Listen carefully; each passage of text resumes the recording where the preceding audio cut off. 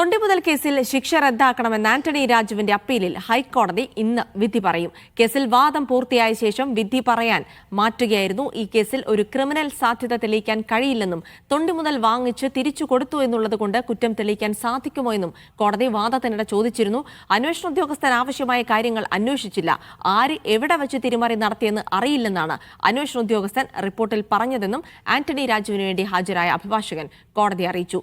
തൊണ്ടിമുതലിൽ തിരിമറി നടത്തിയത് ആന്റണി രാജു തന്നെയാണെന്ന് എന്താണെന്ന് ഉറപ്പെന്നും ഇതിലൊരു ഗൂഢാലോചന നടന്നിട്ടുണ്ടെങ്കിൽ സീനിയർ അഭിഭാഷകനെ പ്രതിയാക്കാഞ്ഞത് എന്തുകൊണ്ടെന്നും കോടതി ചോദിച്ചിരുന്നു. സിബി ജോസഫ് വിവരങ്ങൾ നൽകും. സിബി, ആന്റണി രാജുവിന്റെ കേസ് ഇന്നിപ്പോൾ അപ്പീലിൽ ഇന്ന് വിധി വരാനിരിക്കുമ്പോൾ സ്വാഭാവികമായും ആന്റണി രാജു അടക്കം വലിയ പ്രതീക്ഷയിലാണ്. പ്രത്യേകിച്ച് കോടതിയുടെ ചില പരാമർശങ്ങൾ കൂടി വലിയ പ്രതീക്ഷ നൽകുന്നതാണ്. എപ്പോഴാണ് വിധി പ്രതീക്ഷിക്കേണ്ടത്? ജിൽസി, ഇന്ന് 11 മണിക്ക് ശേഷം എപ്പോൾ വേണമെങ്കിലും വിധി പ്രതീക്ഷിക്കാം. കഴിഞ്ഞ ദിവസമാണ് ഈ ഒരു ഹർജിയിൽ ഈ അപ്പീലിൽ വാദം പൂർത്തിയായത്. പ്രധാനമായും ആന്റണി രാജുവിനെ സംബന്ധിച്ച് ഏറെ നിർണായകമാണ്. കാരണം നിയമസഭാ തെരഞ്ഞെടുപ്പിൽ ഈ മാസം 23 വരെയാണ് ഈ നാമനിർദ്ദേശ പത്രിക സമർപ്പിക്കാനുള്ള സമയം. നിലവിൽ 1951 ജനപ്രായ നിയമപ്രകാരം ആന്റണി രാജു അയോഗ്യനാണ്. ഇന്നിപ്പോൾ ഈ ശിക്ഷാവിധിയും അതോടൊപ്പം തന്നെ കുറ്റക്കാരനെന്ന് കണ്ടെത്തിയ വിധിയും ഇത് രണ്ടും റദ്ദാക്കുന്ന ഒരു സാഹചര്യം ഉണ്ടായിക്കഴിഞ്ഞാൽ ആന്റണി രാജുവിന് മത്സരിക്കാം. എന്തായാലും ഇടതുപക്ഷത്തിന്റെ തിരുവനന്തപുരം സെൻട്രൽ മണ്ഡലം ഇപ്പോഴും ഒഴിച്ചിട്ടിരിക്കുകയാണ്. ജനാധിപത്യ കേരള കോൺഗ്രസിലാണ് ആ സീറ്റ്.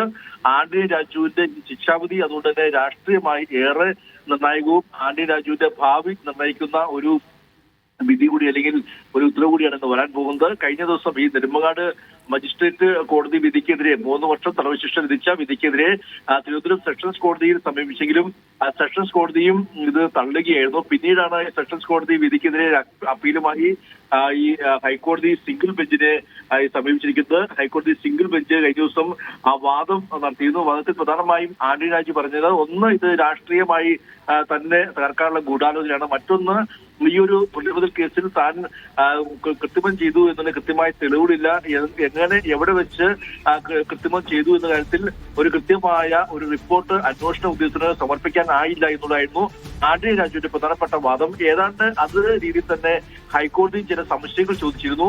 ആന്റണി രാജുവിന് ഇത് എങ്ങനെ ഒരു ഗൂഢാലോചന നടത്തി, അങ്ങനെ ഗൂഢാലോചന നടത്തിയെങ്കിൽ എന്തുകൊണ്ട് അന്ന് അദ്ദേഹത്തിനൊപ്പം ഉണ്ടായിരുന്ന സീനിയർ അഭിഭാഷകനെ കൂടി പ്രതി ചേർത്തില്ല എന്ന് ഹൈക്കോടതി സിംഗിൾ ബെഞ്ച് ചോദിക്കുകയും ചെയ്തിരുന്നു.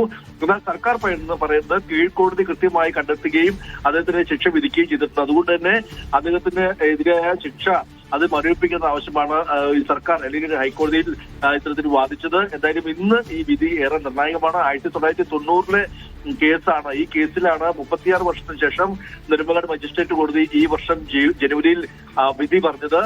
3 വർഷം തടവ് ശിക്ഷയായിരുന്നു. അതുകൊണ്ട് തന്നെ ജനപാലന നിയമപ്രകാരം ഇത്തരത്തിൽ 3 വർഷം തടവ് ശിക്ഷ ലഭിച്ചതിനാൽ ആന്റണി രാജു അയോഗ്യനാക്കപ്പെടുകയും ചെയ്തിരുന്നു. ഇനിയിപ്പോൾ ഇന്ന് ഹൈക്കോടതിയിൽ നിന്നും അനുകൂലമായ ഒരു നിലപാടുണ്ടായാൽ മാത്രമേ ആന്റണി രാജുവിന് ഈ നിയമസഭാ തെരഞ്ഞെടുപ്പിൽ മത്സരിക്കാൻ കഴിയൂ.